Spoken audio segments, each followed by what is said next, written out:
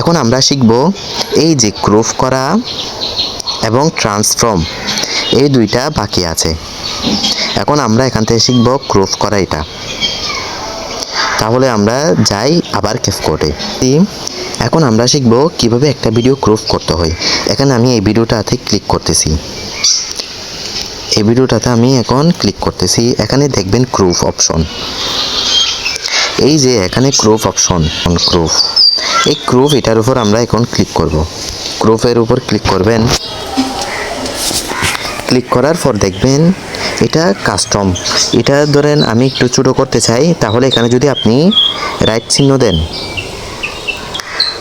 আপনি যদি এখানে এই রাইট চিহ্ন এটা ক্লিক করেন, তাহলে আপনার ভিডিওটা এই আমি এখানে যেটা সিলেক্ট করছি সেটা হয়ে যাবে। আর যদি আপনি এখানে রাইট চিহ্ন না দেন, তাহলে সেটা সিলেক্ট হবে না। এখন আমি আপাতত এটা রাখি, যেহেতু আমার প্রুফ করতে হচ্ছে না। এখন কি করবেন, এই যে এটা হলো 9.16, এই দেখুন এটা হলো টিকটকের সাইজ, আর এটা হলো ইউটিউবের সাইজ, এবং এটা ইনস্টাগ্রামের। এটা আপনি ইউটিউবের সাইজ এটা ফেসবুকেও দিতে পারবেন এবং ইউটিউবেও ব্যবহার করতে পারবেন।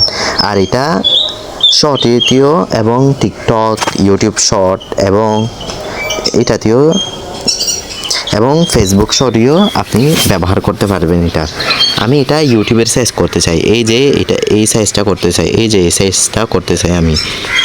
এখন এটার উপর ক্লিক করব, এই যে দেখুন এখন ইউটিউবের সাইজ হয়ে যাচ্ছে। এখন এটা ইউটিউবের সাইজ এবং ক্রপ হলো এটা ছোট ছোট বড় করা ক্রপ মানে হলো। এখন আমরা রাইট চিহ্ন দিই, এখন ক্রপ করাই বুঝছেন আপনারা।